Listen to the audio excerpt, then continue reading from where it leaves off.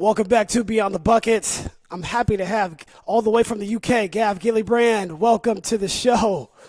Cheers, Chris. Great to be here. I'm excited for the show. Thank you. Man, what time is it over there in the UK? It's 8 a.m. It is here.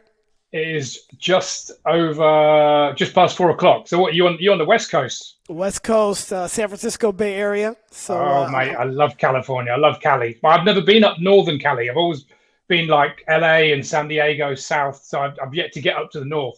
Everyone keeps telling me it's the place to be. So yeah, definitely. Well, if you now you got a friend out here if you come up there you go. up to Northern California. So why don't we start off with a bang? There may be people that know you, but I would like to know something that even if people do know you, a fun fact that they might not know. Okay, well, a lot of people know me, but they might not know what I used to do. Like something that started off as a bit of fun, bit of money, became a full-time career for 16, 17 years. I was a male stripper before I got into fitness. So, I mean, a lot of people, I still get clients to this day. So I didn't know that you used to do this because I've still been doing what I'm doing now, coaching fitness and nutrition for 12 years full time. So Right. I'm showing my age now, but this all kicked off in, it's a true story, the late 80s. I was about 14 or 15 and I went on work experience. I was at school just before doing my exams, before I chose a career, and I was always into fitness and health and all sports. And I went and did my work experience at a local gym, and bodybuilding was very popular, as you know, in the 80s, the early 90s. That was kind of like sort of maybe the heyday. And I worked in this gym, and I saw this guy taking a step aerobics class. Step aerobics had just arrived in the UK. We're about 5 or 10 years behind you guys in the US. And I saw this guy with a ponytail in a leotard, and he had 30 women eating out the palm of his hand. And I remember thinking, is that really a job? Is that something you could do? So I looked into it. And then at the same time, we moved into 88, 89, 90. Madonna was coming over to the UK, big shows, and she was famously seen running around Hyde Park with two sort of bouncer stroke personal trainers with personal trainer written across the back of their T-shirts. I remember thinking, so they're her trainers. So you can be a personal trainer to the stars. So when I was 15, 16, I said, that's what I want to do. In between, my exams, school, and then going to university, I signed up to do sports and exercise science for 3 years. I took a year out to work at a local gym just to get some experience. And I'm 18 years old, about to turn 19. And I saw this advert, on the notice board, in the staff notice board, and it said auditions for blind date. Now, back in the 90s, we're now 1992, 93. Blind date was the closest thing we've got to reality TV back then. No reality TV back then. And the premise of the show, there'd be three guys, one, two, three, a partition, and one girl would be asking three questions to these guys. You've probably seen it, seen the format. Yep. And then she would They, choose. Yeah. they used to call it Love Connection back here, and I think Chuck Woolery was the host in the States. Yeah, well, back in the late 80s, early 90s, this was primetime Saturday night TV. Bearing in mind, back then, we only had 4 channels in the UK. We didn't have any cable. We literally had BBC One, BBC Two, ITV, Channel 4. That was it. Wow. So this was ITV primetime Saturday night. 18 million tuned in on a Saturday night. Everyone watched Blind Date, 8 p.m. Anyway, she picked me. But backing up to that, I thought, how can I make sure I get on this show? So when I went for the audition, I told them a small white lie, and I hold my hand up now. I apologize. I told them I was a stripper before I even was a stripper. I thought this will get their attention. I'm definitely going to get on the show now. But it was half a lie because about 4 weeks before this audition, I'd been for an audition to be a stripper, but I hadn't had a gig. You guys call it a bachelorette party, where a guy turns up in a officer's costume or an NYPD or, Yep. fireman is very popular now. And you Yep. turn up and do 10 minutes at a club or a bar or a restaurant. And so I'd auditioned to do this, been given the job, but I'd never done a gig. So I bullshitted my way onto the show. Long story short, she picked me. I told them that I was doing this job. By the time the show had aired, I'd started university and I'd been doing the job for about 3 or 4 months. Hmm. In the meantime, I went to university, did 3 years of sports, nutrition, exercise, and my friend had actually taken over my job doing these strips. Fast forward 3 years, 1996, he called me up. He said, Gav, I've been working with the top, I guess the UK's equivalent to the Dream Boys and the Chippendales, yeah? And he said, we've got a 12-week tour that's kicking off literally in 2 weeks' time, and I want you to be one of the guys. And I said, mate, I'd love to, but I've got a 10,000-word dissertation to start and finish in the space of 2 weeks. Right. He said, when do you need to know? He said, today. I went, fuck it, I'm in.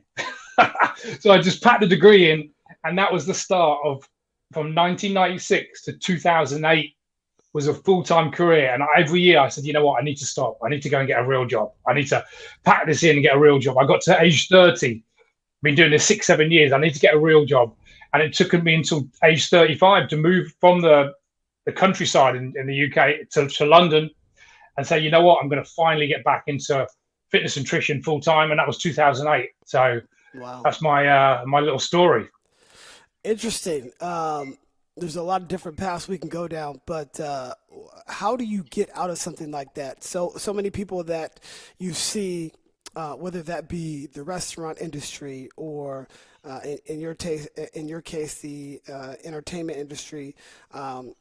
How do you get out of a situation like that? Because I'm sure that the lifestyle was probably pretty fun, the money was probably pretty good, and you know you're making you're entertaining people and things like that. So how do you get out of it? Because I've seen so many people that I've grown up with get caught up into a lifestyle similar to that, and they can't really get out, like the restaurant industry or bartending. Those are so difficult to get out because it's fast money, it's quick, it's cash a lot of the times. Absolutely. And trying to find your way out of that, even if you have a plan, can be extremely difficult. Well, it's a great question, and the answer is I got out of it reluctantly. I left the job. It was more a necessity than a want. Like throughout that whole sort of 15, 17 years, at the back of my mind, this was just a way for me to get close to doing auditions.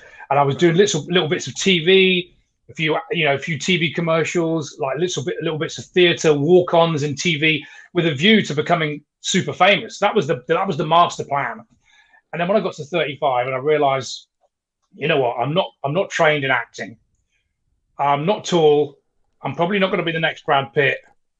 So I went to London with my tail between my legs, Chris. Like I literally was like, now I'm going to have to start getting up in the morning at the time that I was getting in. Mm. And you make a good point. The lifestyle was crazy. It was ridiculous. The money was all cash in hand. It was great fun. There was no responsibility. I was at the gym every day, eating well, looking after myself, traveling all over Europe. It was literally all over Europe. Not a great lifestyle for maybe relationships and normal life. Right. And a lot of the bad habits that go along with the entertainment industry, for sure. Fortunately, I didn't touch the drink and the drugs. That wasn't my thing, but there was a lot of other stuff going on. So I moved into it. No, it was more out of a necessity. I thought, you know what, I have to do this because I'd seen a lot of the guys, and you make a great point. A lot of the guys maybe 5 or 6 years ahead of me had got to 40 years old. And this is no disrespect to a lot of the guys in the industry. I mean this with the most respect. A lot of them, when they went into that industry, it was because that was their moonshot. That was like their pinnacle. So a lot of them went from there. We're going to go back to maybe menial jobs is not the right word, but they weren't highly educated. I knew that anytime I could use my degree, get into nutrition, get into fitness. So it was always at the back of my mind. I had that backup. A lot of the guys got to 40, 41, and there's still a couple of my friends, mid-40s, that can't stop it because would you go when, like, girls and you're on TV and you're getting paid money? How do you go from that back to a job that's going to pay half the money and you're just going to effectively be a normal person? Not that we were abnormal, but you understand what I'm saying, yeah? No, so 100%.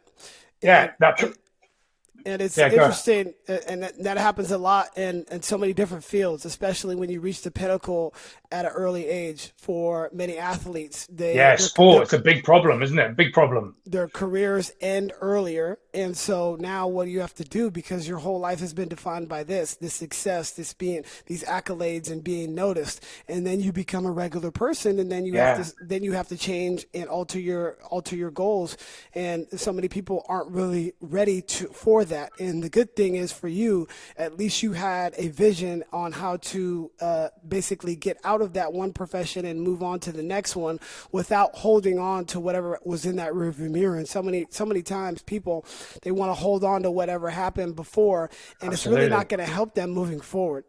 Yeah, you're right. You make a good point. This, the professional sport is big. We got obviously football, like soccer, you guys call. We see a lot of these guys. The great thing is with the soccer players now is they make so much money, they've got options. But Right. when you just kind of on the first level of entertainment, you haven't got enough money to retire. But I always knew, like I said, this 15, 17 years was just because I could. It was never intended, and I'm actually doing what I had planned to do when I was 21. So remember, the vision when I was 14 or 15 was to be a personal trainer to the stars. Okay, I worked with a few famous people, but that was never the vision as I got older. I always knew that fitness, nutrition, personal training, coaching, that was the way I was going to be. I just did it sort of 17 years later than planned. But it was tough. The first 6 months, it was like, oh, I can't believe it. I actually felt like a bit of a failure because I'd done what I'd done for so long. Um, but it took me about a year to really get going, and it was a great move. I was ready to finish. I think the straw that broke the camel's back. I actually carried on doing it just at the weekends for 2 years. So I moved to London 2008, age 35, but I didn't officially quit until I was 37. The guys had started a big show in London, and I did nothing. I got straight into personal training full time for a year. Didn't speak to any of the guys from the old industry because I knew that I'd be dragged back in, and things were going well. And they said, "Look, Gav, we've got this show in Leicester Square, which is the centre of London, right in the tourist area of London. 500 girls every Saturday night. Just come in, do 10, 15-minute spot, X amount of money, have a bit of fun." I thought, you know what, I can do it once a week, and it also gave me a real good aim to get really back into proper top shape again. So I trained, went back and did that every week for about a year and a half. And then I think I had a girlfriend at the time, and she'd cooked it. I remember the story. She'd cooked a dinner, and I had 3 jobs on a Saturday night. I was going out and make about £500 cash. And I was just about to get in the car. I had all my kit in the back. I thought, hang on, I'm 37. I've got a nice home cooked meal sitting there waiting Right. Saturday night. Do I want to be out there dancing around for 19, 20-year-old girls? And I thought, you know what? I called up the agent. I said, I'm done. I just cancelled the gig. It didn't go down well.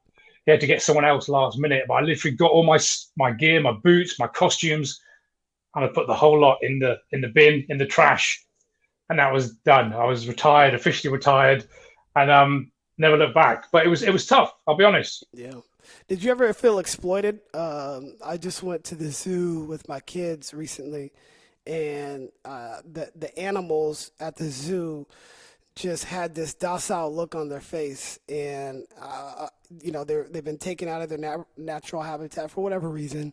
You're looking at lions and bears and panthers and really all animals. Yeah. Um, and I kind of equate that to that industry, whether that be a male dancer or a female dancer, and it's got to be, for me personally, I would feel like taken advantage of and things like that, depending on how the patrons would respond to you. But different in the zoo, we can't touch those animals, but being up close and personal, I'm sure a lot of times maybe your personal space was invaded. Did you ever feel that way while you were doing that?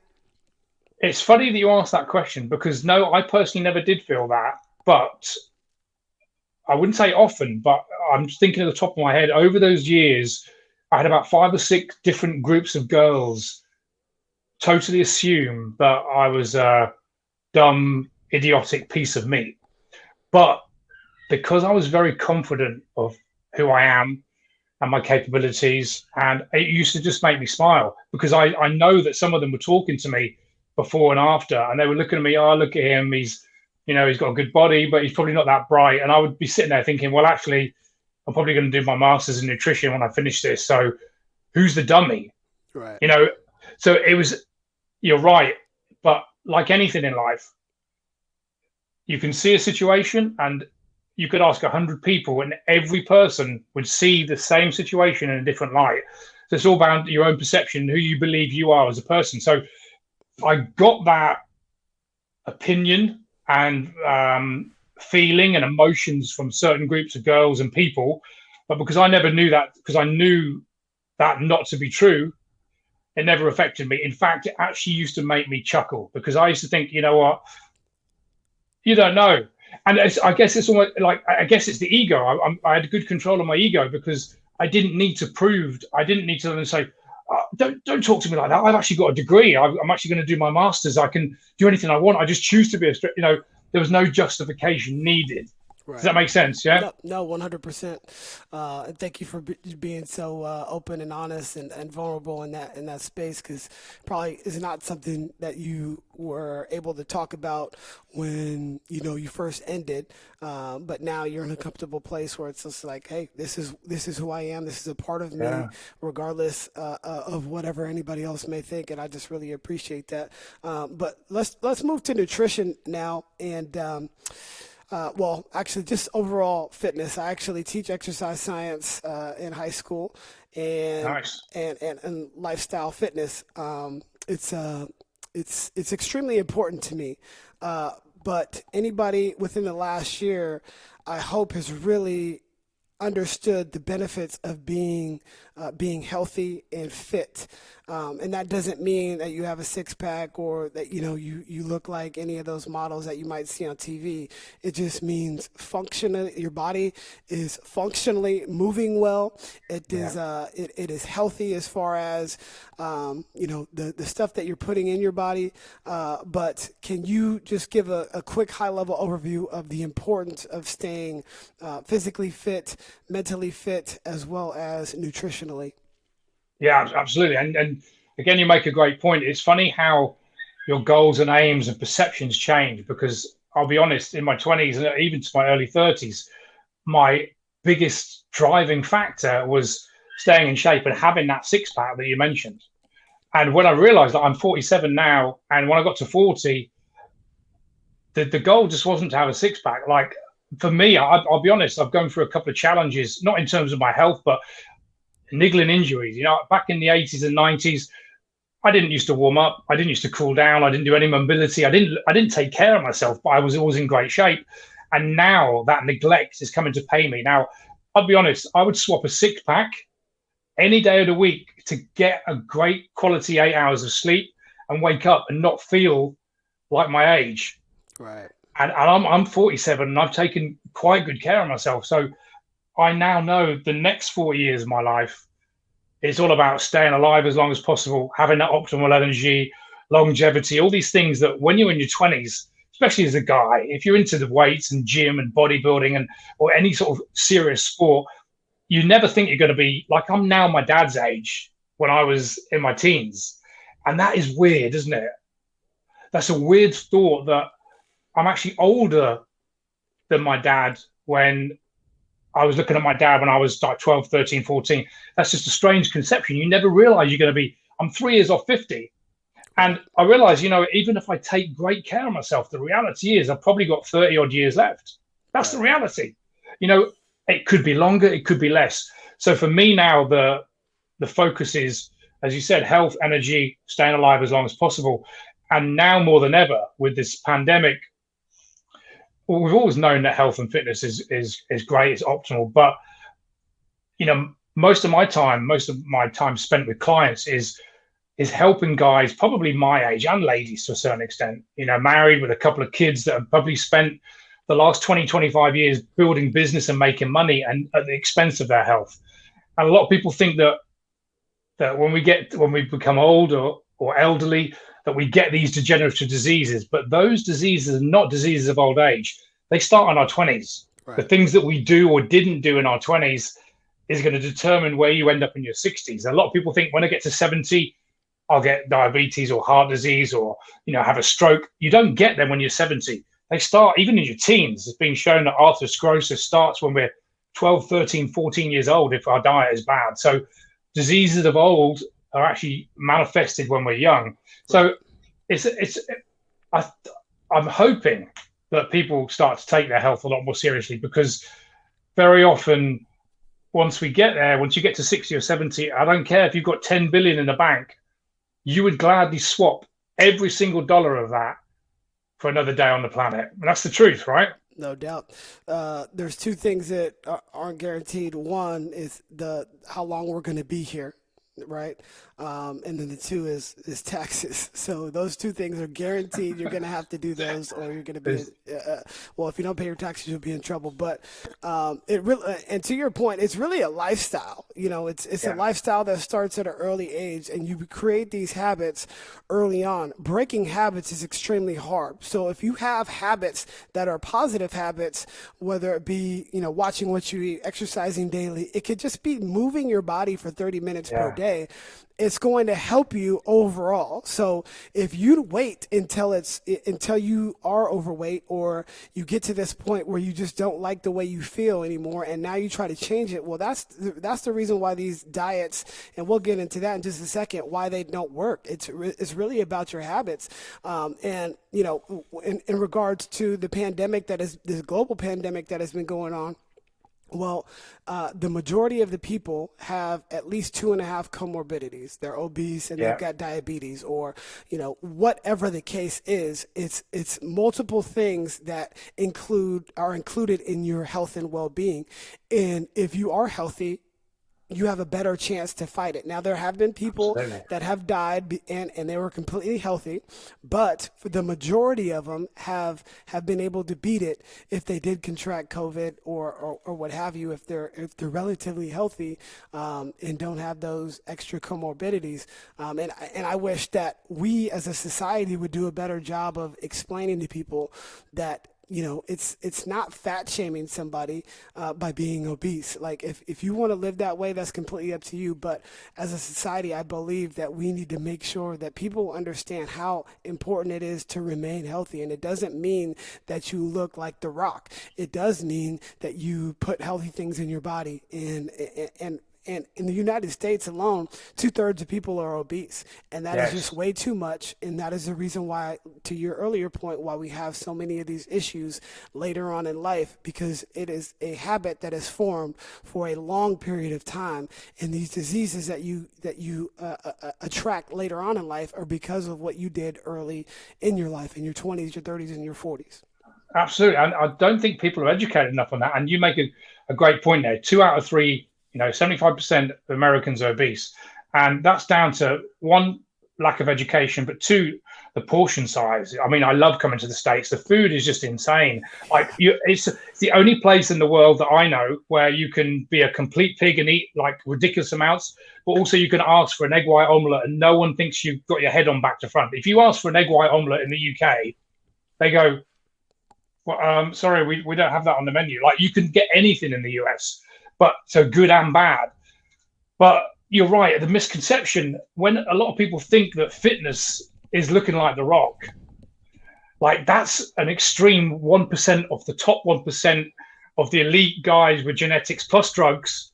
He's a movie star. That's why you might look like The Rock if you've got everything in play. Like, how many guys do you know look like The Rock? Like, not many, and the same not could many. be said. How many people look like Cristiano Ronaldo or LeBron James? They don't. They're just outliers. Outliers, and it's not something consistent. Go around, walk around, your town or your city or the mall, and see what the people actually look like, and they don't look like that. And then if you do see somebody that looks like that, you're like, oh my goodness. But like you mentioned. The Rock is on testosterone, a bunch of other different things that help him look that way, and it's just not a reality for everybody else. But it is a reality if you do put good things in your body, that you can live a healthy life. Sure, and I saw an advert for over in the States where they were saying they were rewarding people to go and get the vaccine by giving them free food and beer. Like, we know that the vast majority of the people that have died from this, one, they've been very elderly, but as you said, they've had 2 or more comorbidities, which is usually diabetes and obesity. They're the main two, heart disease, all the other ones, right? And they're rewarding people to go and get a vaccine that we might not even need. I mean, I don't want to get into like whether we need it or not, whether it's good or bad. That's a whole podcast for another time. Sure. But it's kind of just ludicrous that they're going to give people alcohol to lure them in. And if someone's going to go and get a vaccine because they're going to get a free beer, there's the problem. If that's attracting the crowd that believe, let me go and get an extra beer, when you can go and get a beer for what, $1 somewhere, like, do we really need to lure them in by offering them something that is probably one of the most toxic substances on the world? I'm not against drinking. I like a drink every now and then, but it's crazy. So, and vitamin D, like most of the people in Europe are deficient in vitamin D. Right. They even did a test on football players in Barcelona, in the Mediterranean, and some of them were deficient in vitamin D. So we know we get the best, source of vitamin D is the sun. Right. If you're in Europe or Northern Europe, if you're in the UK, nearly everyone is deficient.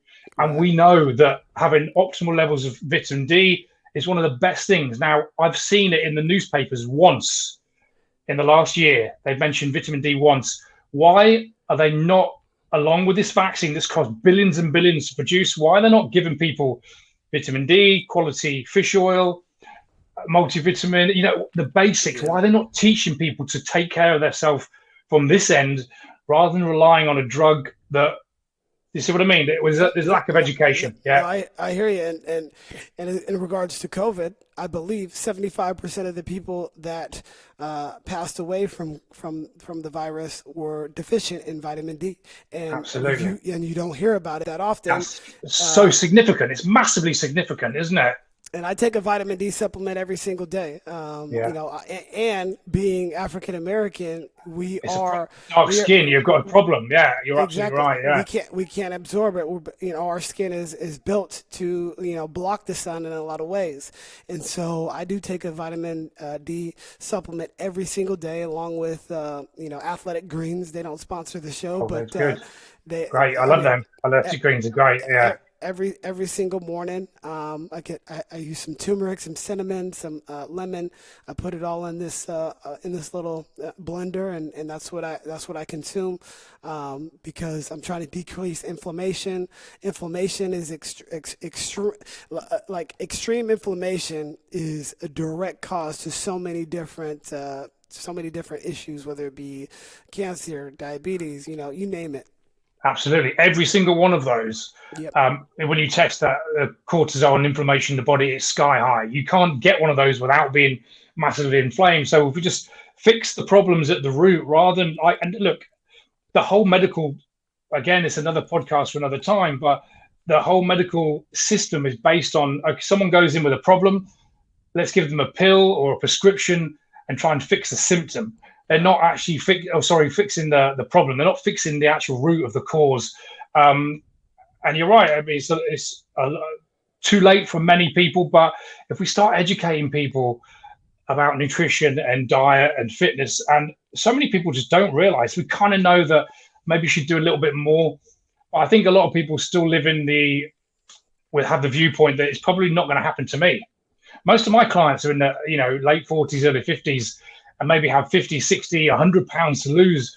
And they said it's just crept up on them. They knew they should do something, but now they're really up against it. And if you take that morbidity into obesity, into 50s and 60s, then it's really hard. I mean, if you're in 30s and 40s, you've got a fighting chance. But when you get 20 years later, you're really going to struggle. And so many other health problems come from that obesity. So it's a massive topic, and one that I'm very passionate about.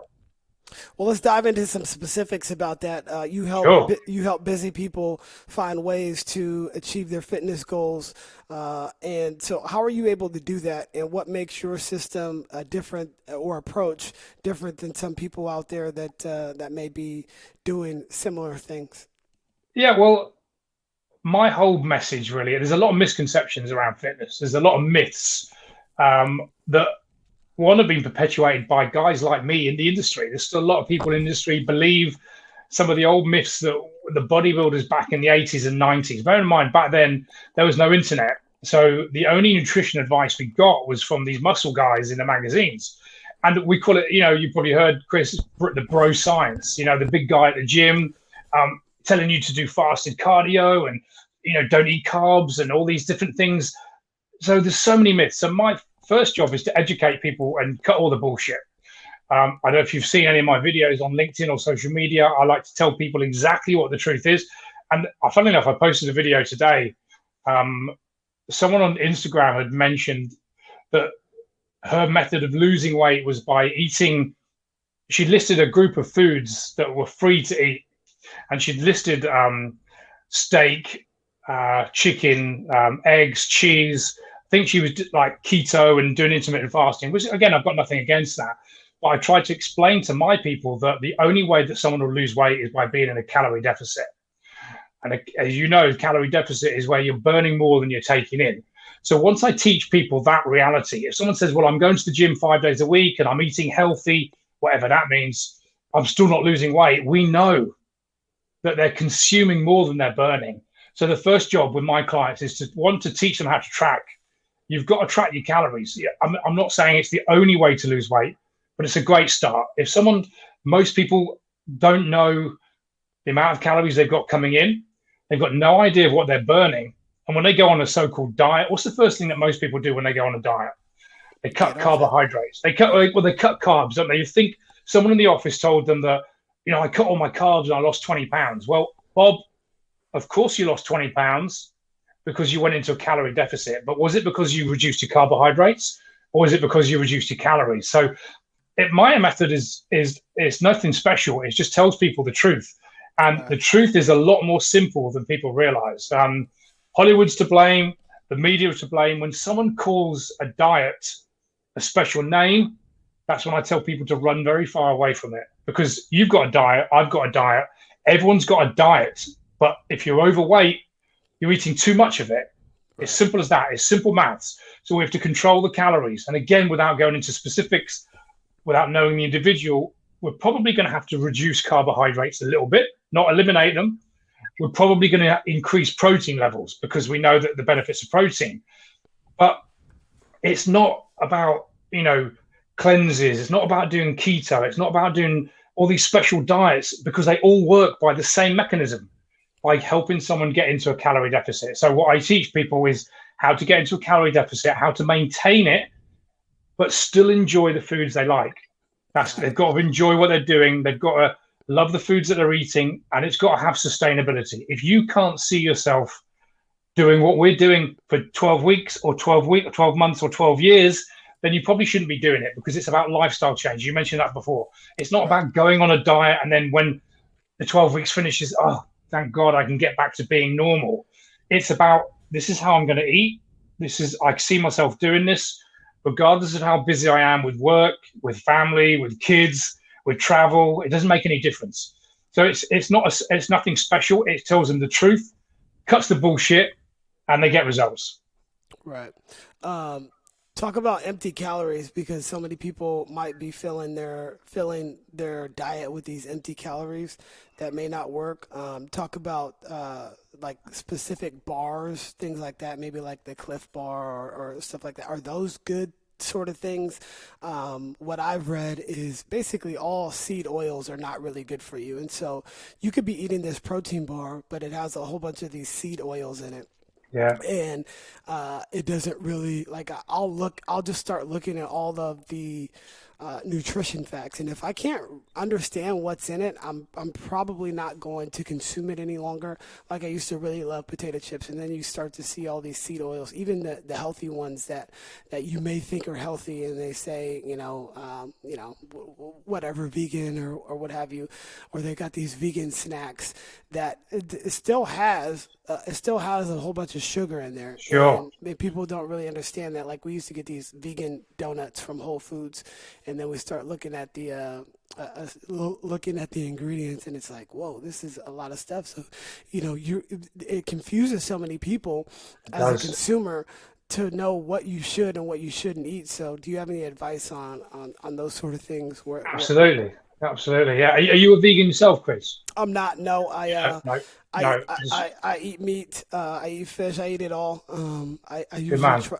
I usually try. Well, we do meal prep every single Sunday night. We'll meal prep. We'll do two different vegetables, whether it be broccoli and maybe corn.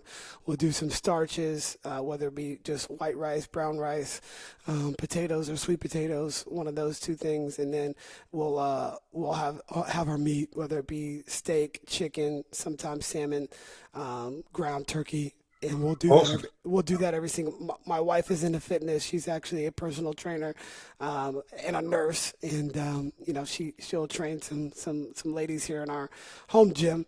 So we're completely in this fitness realm.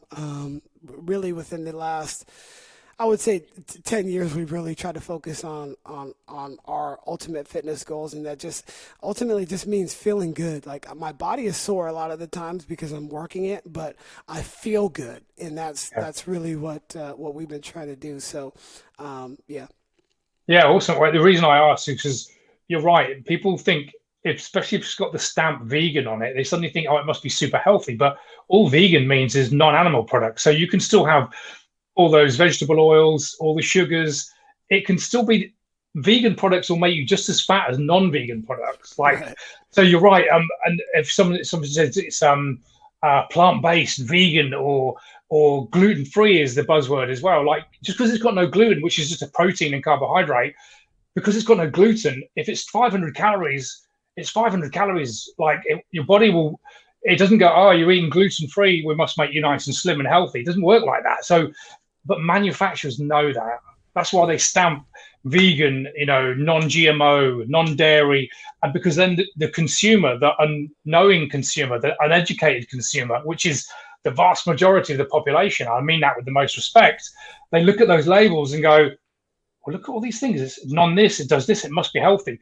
But they didn't see that it had 5 grams of bad rapeseed oil in there or all these chemicals and it's 260 calories. And if that's going to help them go into a calorie surplus, they're still going to get gain body fat. That said, there's a couple of good bars out there. And there's one that I recommend to, do you know I must have it in America, they're big in the UK by Grenade called the Carb Killers. Have you heard of those No, ones? I actually haven't heard of it. No. They're very tasty. You get them on Amazon. 20 grams of protein per bar, good source of fats, very low sugar. And again, but it's still a second choice. I tell all my clients, look, if you can avoid that, you don't need to have a protein shake or a protein bar. But if you're on the road and you're traveling or you're at your desk, and you can't always get out your food that you've brought in or the canteen is serving junk today, have a bar, a good one, maybe a portion of nuts and a piece of fruit or something. That's going to be far better than just taking a choice just because all your friends are at the canteen. So I say, look, use those choices wisely, but always go for whole foods. Yeah. So there's manufacturers do this thing because, and one of the biggest tricks as well, they put the calories on per serving, and they don't tell you that eating the whole bar is 4 servings. Right. So if you don't know what you're looking for, you see, oh, it's only 80 calories.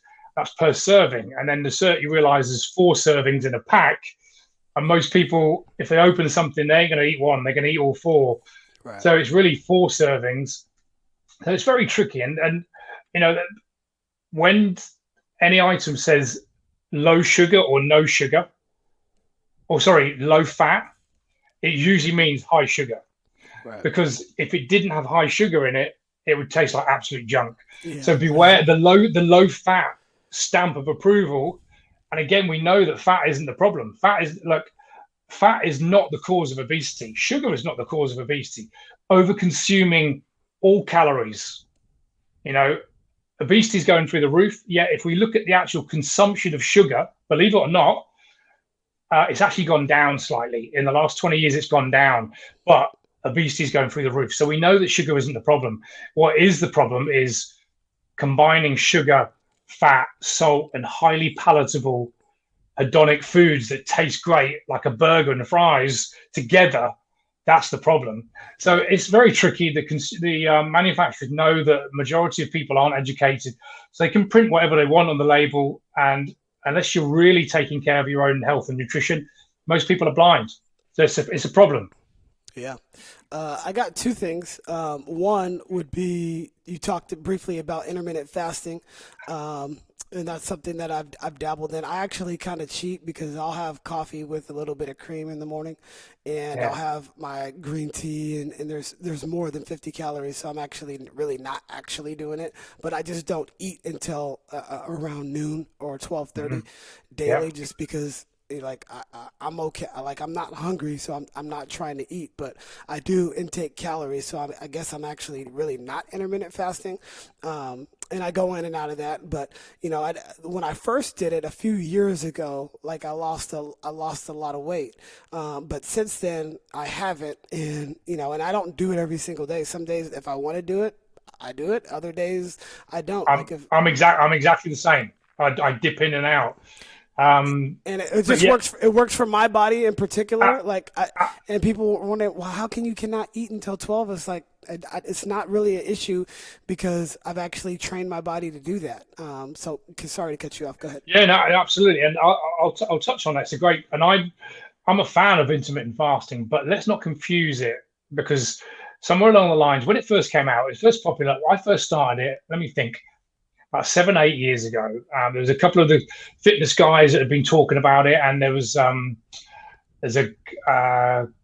coach called someone Ferrugia. I can't think of his name. Anyway, I read one of his books, and it made a lot of sense. Like you skip breakfast, eat lunch, and then it helps you burn body fat. And a lot of the hype around it, it was said it was touted as a new way to burn body fat, and it became very, very popular. And I did it for a while, and I'll be honest, I fell for some of the potential benefits of it. Now let's get real to what it actually is. Um, the reason why people lose body fat when they do intermittent fasting, if they can stick to it, is because potentially they've just cut a meal out. Let's say most people eat breakfast, lunch, and dinner, and then maybe have a snack mid morning or even mid afternoon as well. So most people are eating 3 or 4 times a day, maybe more. If you take away a 600-700 calorie meal and then just eat a normal lunch, then a snack and dinner, are you going to be you're cutting calories, right? Yeah. And that's the issue because people will That eat, they'll gorge themselves in those two meals that they are eating, and that's it. that This counteracts is what it. they're trying to This is do. it. So the people that stick to it swear by it because they go, all I did was cut breakfast and I lost weight. So then they think that intermittent fasting is the ticket for fat loss. But what actually happened, Chris, is they went into a calorie deficit because they ate less food. I also get lots of clients that I've been doing intermittent fasting. It didn't work for me. And I explain to them, it works for everyone, but you've still got to eat less calories than you're burning. But I know Right. loads of clients that have tried IF but gained weight and they're like, it didn't work for me. Well, no, because you ate 3,000 calories in 2 meals. That's why it didn't work. Yeah. You know, so it works. It's a way to help people get into intermittent fasting. Now, I did it religiously for a couple of years, but I've actually been leaner. My all-time leanest when I wasn't doing intermittent fasting. So because I got so hungry sometimes, come dinner time, I know that I was making up for the calories that I wasn't eating at breakfast. So I can quite easily go to 12, 1 o'clock like yourself. Sometimes I'm hungry. Sometimes I'm like, I feel great. I have black coffee, a little bit of cream, green tea sometimes, even a cup of coffee. So I'm technically not, having no calories. Very same to you. Eat lunch. But then sometimes I'd be so hungry, I'd eat the equivalent of lunch and breakfast at lunch. Right. So I just negated all the so-called effects of intermittent fasting. Now, so it's a great way to help someone get into a calorie deficit, but it's no better. People say, oh, you hate keto and hate intermittent fasting. I don't. Keto, intermittent fasting, or eating 3 or 4 meals a day, they're equally as good at helping someone lose body fat if they're in a calorie deficit, but they're equally as bad if you overeat. Right. So hopefully that will get across to the listeners or the viewers. There's nothing magical, and I still have debates with people about this all the time. There's some research that shows that it's very good for maybe someone that's obese that can't control their food, by taking an option off the menu, it can be very good because it gives them a rigid plan. I don't eat breakfast, I just eat lunch. But if they can be disciplined and eat lunch, snack, and dinner, they've created a massive deficit without feeling like they're on a diet. The problem is with a lot of people that can't control their food, when you mention diet and reducing calories, that causes a massive psychological strain on them. It's like, how am I going to not eat? As you said, a lot of people say to you, Chris, how can you just skip breakfast? Well, it's actually very easy to skip breakfast. In fact, you feel great when you do it, don't you? Because as you know, digestion is actually one of the most expensive processes within the body. So eating food is very tiring for a lot of people, especially the crap that a lot of people eat for breakfast. So your body has to work overtime to process those calories.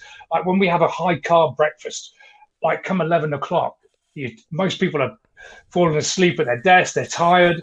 When you skip breakfast, you feel alive. You're like, I feel great. So there's no downsides to that, but it's just one way to help people control their calories. There's nothing magical about it. It can work for some if they do it. It can work the opposite if people just overeat. There's nothing magical about it. And you made the point. It's about the discipline. No matter what walk of life you're in, if you are a business person, if you are an educator, if you're an athlete, it's really all comes to discipline. If you are willing to be disciplined in what you intake into your body, it will end up or how much you're putting into your body and how much you want to expend physically, then you're going to get the results that you want. There's really no secret as far as that is concerned. There's no secret. And then if you want to indulge, one of the things that I've been doing is I'll eat some sweets, like some cookies or donuts or anything like that, right after I work out.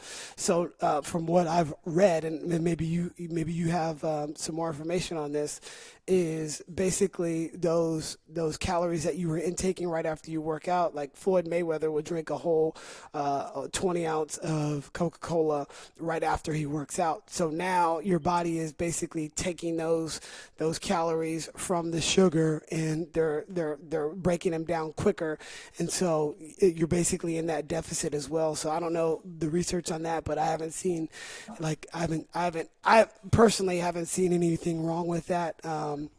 No, I think you're right. I mean, it really does. Let's go back to like 10, 15, 20 years ago. That was all the rage. Like we were told that by having the biggest carbohydrate or sugar source straight after a workout, you're right, the body would use them. The sugar would go into the muscles, into glycogen, and you're less likely to store fat. And I think that's still true to a certain extent. But what we've realized is it still depends on the total calories at the end of the day. And it goes back to the debate whether fasted cardio or non-fasted cardio. Now, there's a lot of people that are at the top of their game in the fitness world, bodybuilders and professional athletes, that still their coaches are telling them to do fasted cardio because it's meant to burn more body fat. But here's the truth. If you do cardio on an empty stomach, you'll burn more fat in the session. But then when you eat food over the rest of the day, you'll burn less fat over the rest of the day.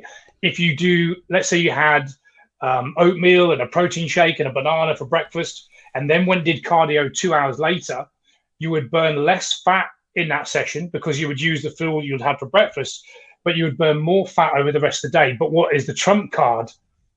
It really depends whether you gain fat or lose fat, is what you do over the full day. Right. So regardless of the timing. So that said, I still would like someone to, if they're going to eat a load of junk, they're going to have the cookies and donuts, you're less likely to store body fat if you have it straight after a workout. So you're right. But if they still eat more than they're burning, you could have it before the workout, after the workout, anytime, you're still going to get fat.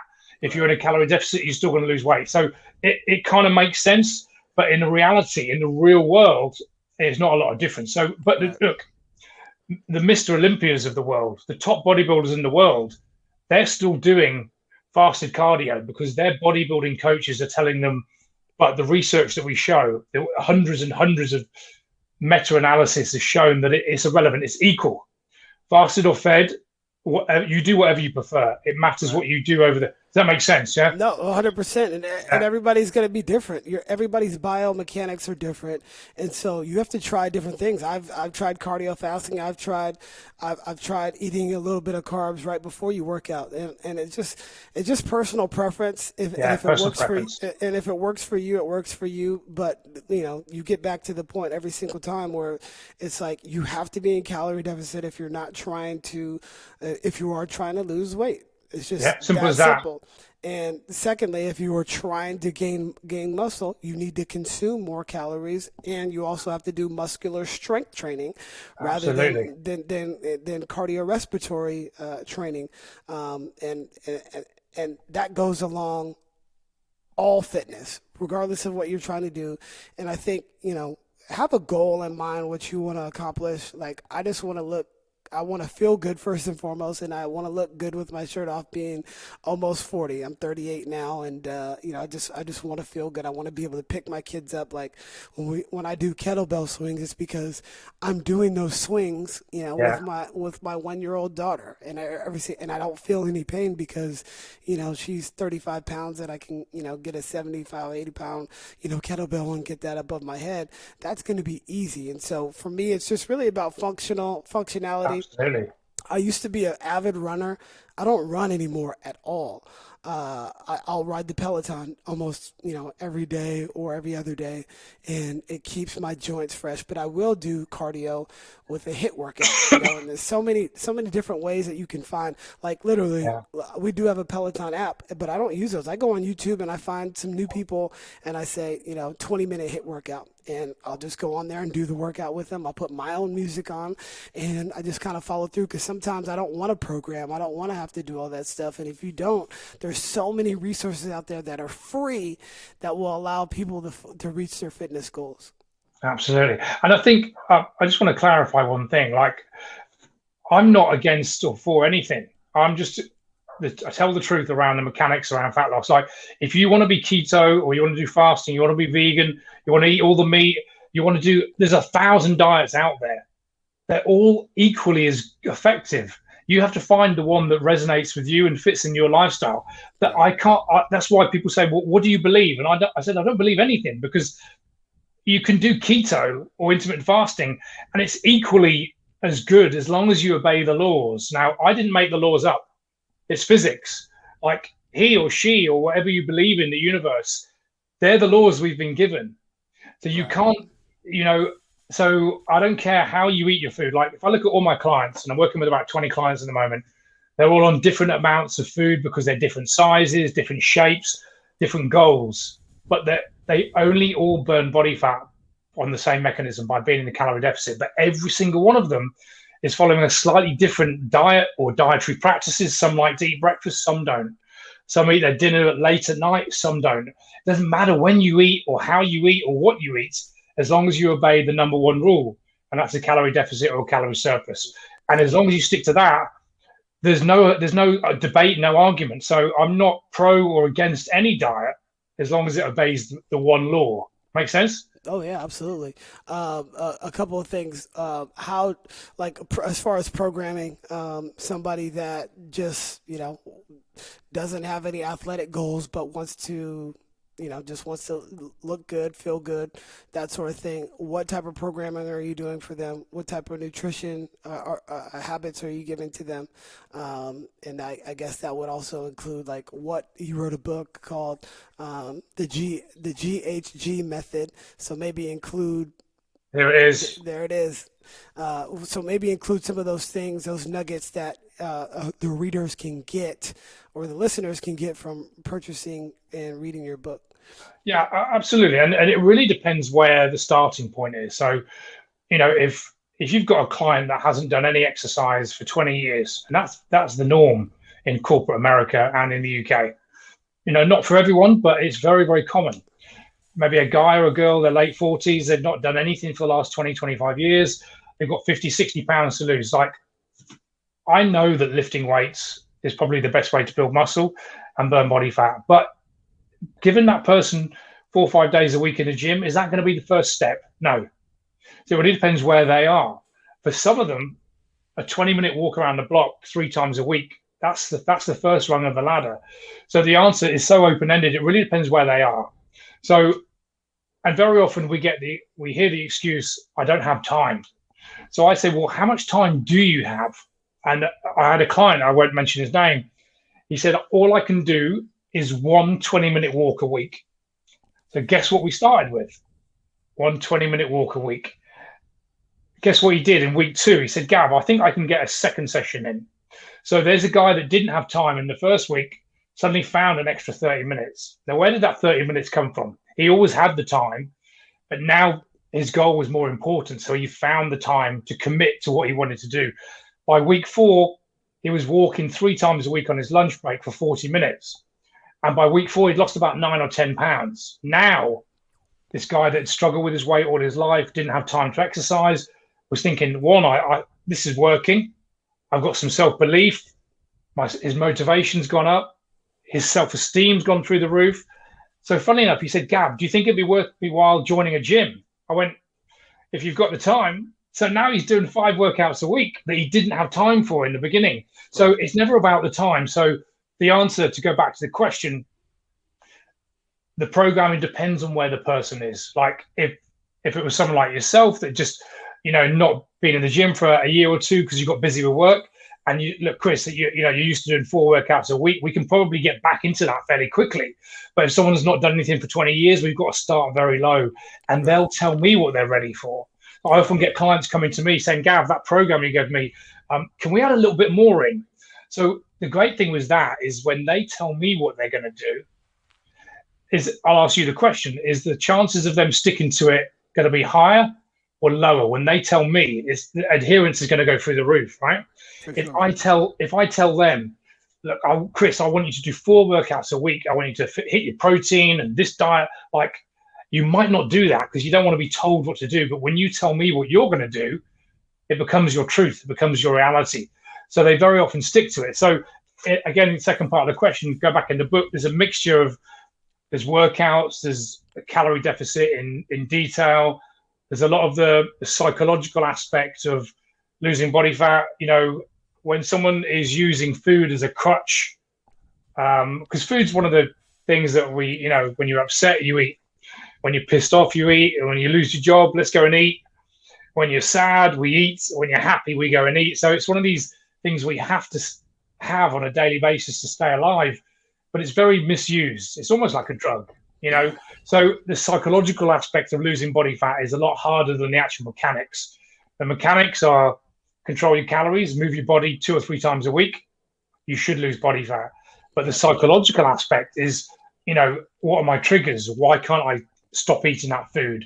Why am I feel like I'm addicted to certain food? So we touch on everything. So there's a lot of mindset, self-limiting beliefs, motivation, the mechanical side, but also the psychological side as well. Yeah.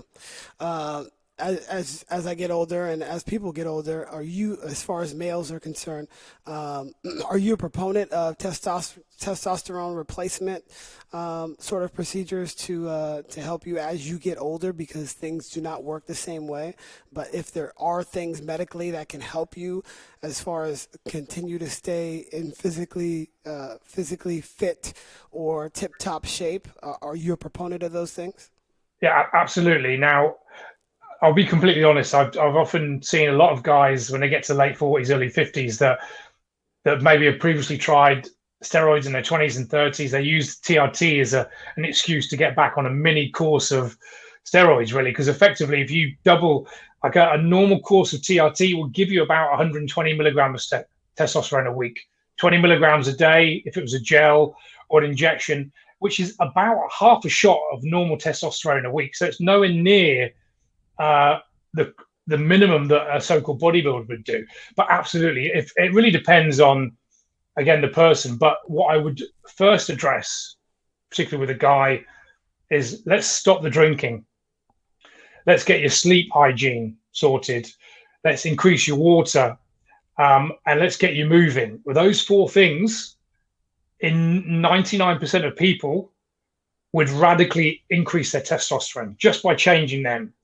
Now, in some extreme cases, if someone is really low and they've got erectile dysfunction and they just can't shift the fat and they're depressed, Could the case for TRT at the beginning and then address those problems? Absolutely, yes. And I've seen it change some clients' lives. Literally, within a space of 2 or 3 weeks, they're like, I feel like I'm a new person. When mentally they more switched on and they feel like they've got some oomph again. Because when guys lose their testosterone, it's not just, everyone thinks testosterone is, erections. That's one part of it, but it's everything. And TRT is testosterone replacement therapy. Replacement therapy. Yeah, absolutely. Yeah. But people think it's just like getting the wood. It's nothing to do with that. It's one part of it. But, the big thought, it can make guys depressed. It can make them lose, they've got lack of dopamine. So they've got no drive.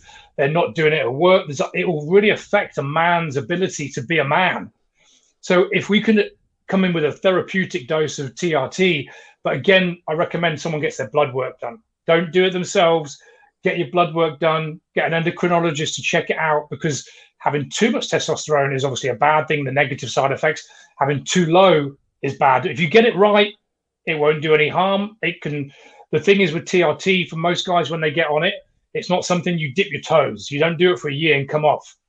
Once you make the commitment to do it, that's you for good. But that's not necessarily a bad thing, as long as it's monitored properly, blood's taken regularly, and you're under the care of a physician. Got it. And if somebody would be if they're already physically fit and they don't feel any issues, is there any benefits to doing TRT? Absolutely. Well, look, the average guy will produce anywhere about 6 to 10 milligrams of testosterone per day. Okay. So let's say you've got a 25-year-old who's genetically got a lot of muscle, super fit. He might be on the higher end, 10 milligrams a day. So that's 70 milligrams a week max if you're in your early 20s and your genetic is through the roof. So when you go to 120, you've almost doubled. So for someone that's in their late 30s or 40s that doesn't need it, and they're sleeping well, they've got a good amount of muscle, they're eating lots of good quality saturated fats, which keeps the testosterone up. If they take a little bit of TRT, it's almost like a mini course of steroids. So they're going to build muscle quick. They're going to feel great. They've just got to be careful, because it's almost like dipping their toes in the water that where we kind of want to go, but maybe shouldn't go. That makes sense, yeah? So you're absolutely right. And you being in your late 40s, do you dabble in TRT at all? I've tried it for sure. Yeah, absolutely. Yeah. I'll be honest, last year, I had an injury that was taking a long time. It was affecting me mentally, physically. And I looked at it as I did it for a period of about 3 or 4 months until I got my head back into the game. I was probably drinking a little bit more than I wanted to. So it was something that I looked at. And did I need it? Probably not. I tried it. I felt great on it, but it's not where I'm going to stay long term. But it's definitely an option for some guys. Yeah.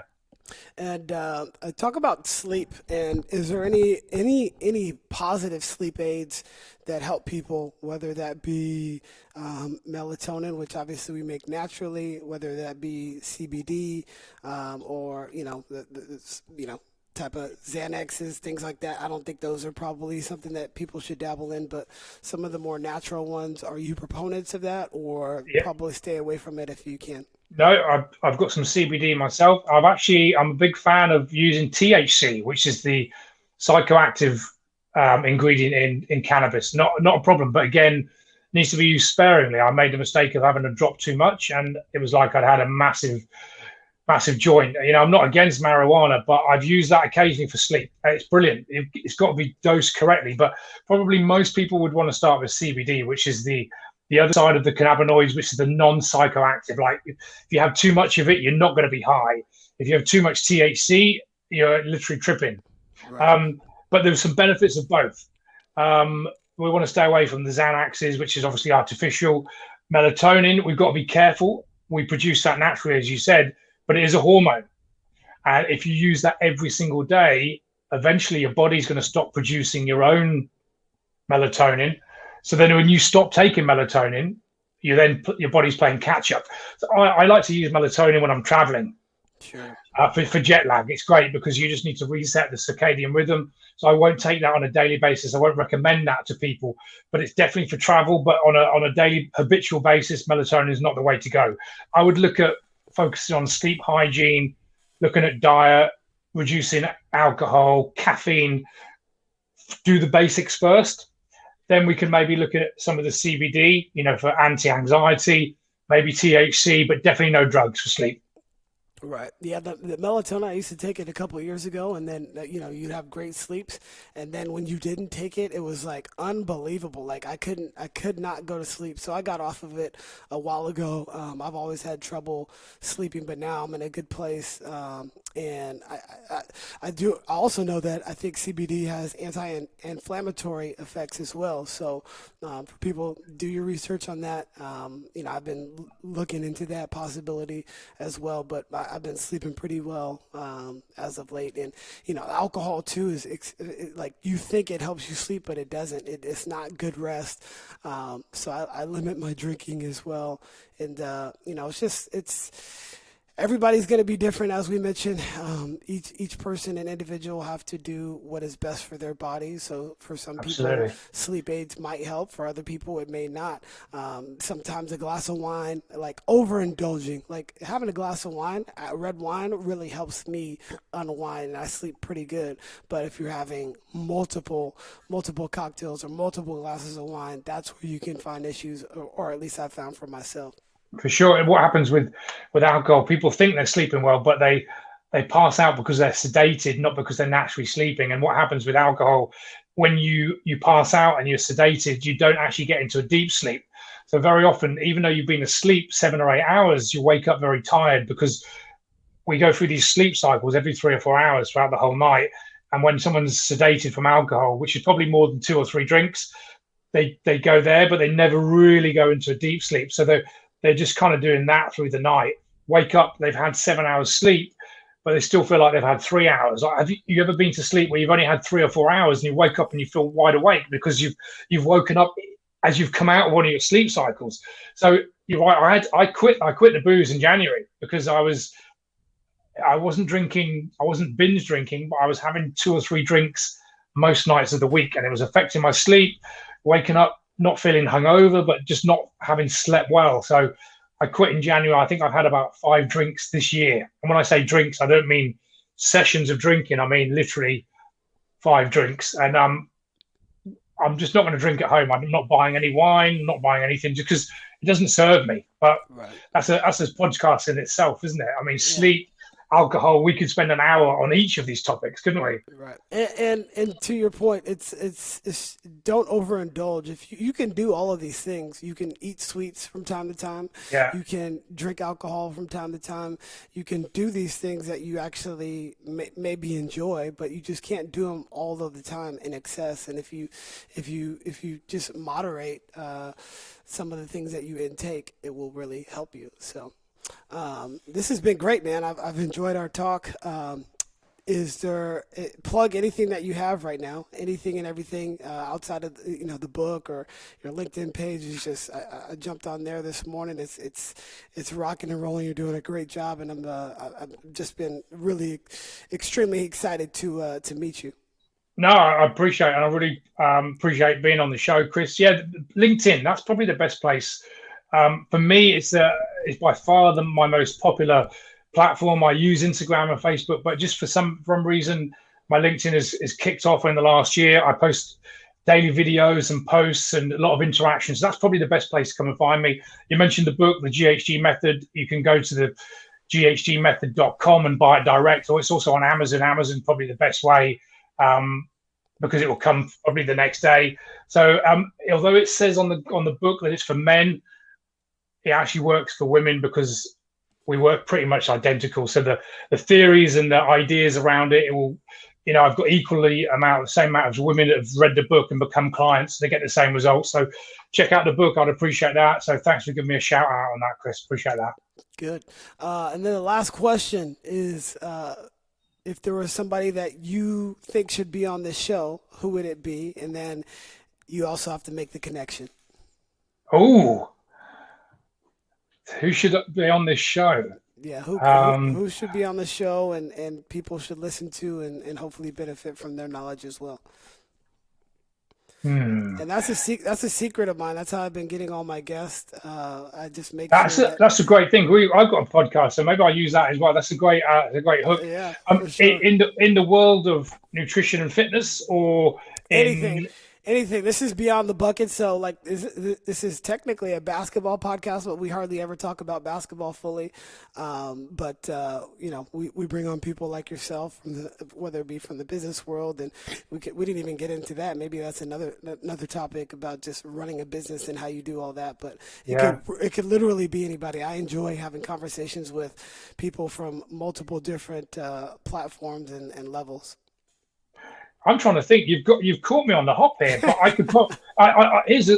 Did you tell me? Did you prep that before? Did you tell me in an email that I should have known that before? I'm not No, sure you did. You no, I sprung don't. it on me. I don't. You I sprung don't. it. I honestly, I stopped. I don't prep for any of these podcasts No. anymore. It's just organic conversations. Like when I first started over a year ago, and you'll probably be close to episode 100, I think. But I would, script out all this stuff, and now it's just like, all right, I'm gonna look up, I'm gonna look up the person, see a little bit about them, but I don't want to dilute my head with so much other information. I rarely look at the other podcasts they may have been on because I want this to be an organic conversation between you and I, Oh, only in this absolutely. moment, and that's what's been really great is just being able to have organic, long form conversations with people that, from all over the world. I know people from, from Italy, from Australia, like, New York or South Carolina. It's been so great. And that I've really enjoyed it. Well, the answer to that is I've got so many people, but I can't actually come up with anyone. But I promise I will get back to you with a list of people that I think you should have on. As you were talking, I was like, think of someone now, think of someone now. And I can't, but No, there's loads no, of, I promise you, I'll connect you to whoever you want. For sure. I promise I'll do that. But no problem, my brother. You got my email. So thank you absolutely. again for joining the program. Cheers, Chris. Thanks for having me on the show.